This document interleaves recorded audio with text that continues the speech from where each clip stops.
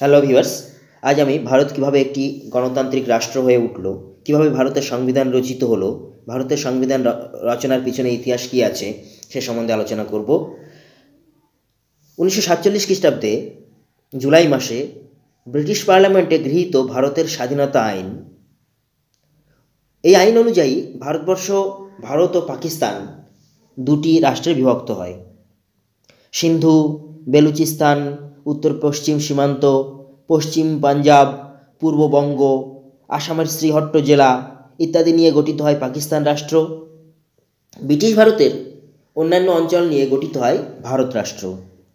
দেশীয় রাজ্যগুলির মধ্যে পাকিস্তানের ভৌগোলিক সীমার মধ্যে অবস্থিত রাজ্যগুলি পাকিস্তানের সঙ্গে বা ভারতের সীমার মধ্যে রাজ্যগুলির ভারতের সঙ্গে যোগ ছিল। যেমন হায়দ্রাবাদ, জুনাগড়, কাশ্মীর রাজ্য, এই রাজ্য তিনটি ভারতের সীমার মধ্যে অবস্থিত হলেও এই তিনটি রাজ্য ভারত বা পাকিস্তান কোনো রাষ্ট্রেই যোগ না দিয়ে স্বাধীন থাকতে চেয়েছিল। এ বিষয়ে পাকিস্তানের প্ররোচনাও ছিল। জুনাগড়ের নবাব জাম সাহেব ভারতের সীমার মধ্যে অবস্থিত হলেও পাকিস্তানে যোগ দিতে চেয়েছিলেন, কিন্তু গণ আন্দোলনের চাপে এবং ভারতের পুলিশি অভিযানের ভয়ে শেষ পর্যন্ত ভারতে যোগ দিতে বাধ্য হন। 1947 অক্টোবর মাসে পাকিস্তান সশস্ত্র হানাদার পাঠিয়ে কাশ্মীর দখলের চেষ্টা করে, কিন্তু কাশ্মীরের রাজা হরি সিং আত্মরক্ষার জন্য 26 অক্টোবর ভারতে যোগ দিতে বাধ্য হয়েছিলেন। পরে হায়দ্রাবাদের নিজামের বিরুদ্ধে সামরিক অভিযান করে ভারতে যোগ দিতে বাধ্য করা হয়েছিল। গণপরিষদের সভাপতি নির্বাচিত হন বাবু রাজেন্দ্র প্রসাদ। খসড়া সংবিধান প্রণয়নের জন্য 5 জনের একটি কমিটি গঠন করা হয়। ওই কমিটির সভাপতি হলেন ডক্টর বি.আর. আম্বেদকর। বস্তুত সংবিধানের প্রণয়নে মুখ্য ভূমিকা ছিল ডক্টর আম্বেদকরের।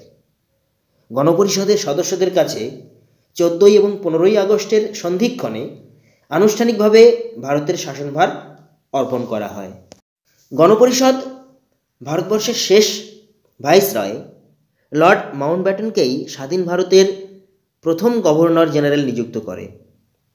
1948 খ্রিস্টাব্দের 21 জানুয়ারি তিনি ভারতের গভর্নর জেনারেল ছিলেন।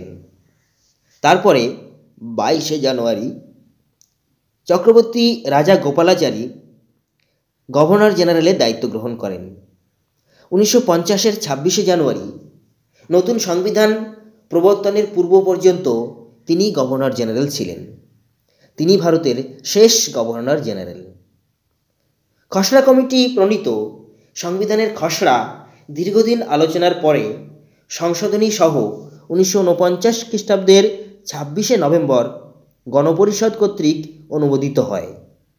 সংবিধানটি কার্যকর হয় 1950 সালের 26 জানুয়ারি থেকে। তাহলে মনে রাখতে হবে, খসড়া কমিটির প্রণীত সংবিধানের খসড়া দীর্ঘদিন আলোচনার পরে সংশোধনী সহ 1949-এর 26 নভেম্বর গণপরিষদে অনুমোদিত হয় এবং সংবিধান কার্যকর হয় 1950 সালের 26 জানুয়ারি থেকে। আইন অমান্য আন্দোলনের প্রাক্কালে 1930-এর 26 জানুয়ারি এই দিনটি পালিত হয়েছিল স্বাধীনতা দিবস হিসাবে। তারপর থেকে প্রতি বছর 26 জানুয়ারি স্বাধীনতা দিবস রূপে উদযাপিত হতো, কিন্তু 1950-এর 26 জানুয়ারি স্বাধীন ভারতের নতুন সংবিধান অনুযায়ী ভারত সার্বভৌম, গণতান্ত্রিক এবং প্রজাতন্ত্র রাষ্ট্র হিসেবে ঘোষিত হয়। এরপর থেকে প্রতি বছর 26 জানুয়ারি প্রজাতন্ত্র দিবস রূপে পালন করা হয়। 1950-এর 24 জানুয়ারি গণপরিষদের শেষ অধিবেশনে সাধারণ নির্বাচন না হওয়া পর্যন্ত প্রজাতান্ত্রিক ভারতের প্রথম রাষ্ট্রপতি বা প্রেসিডেন্ট নির্বাচিত হন বাবু রাজেন্দ্র প্রসাদ এবং উপরাষ্ট্রপতি হন সর্বপল্লী রাধাকৃষ্ণন।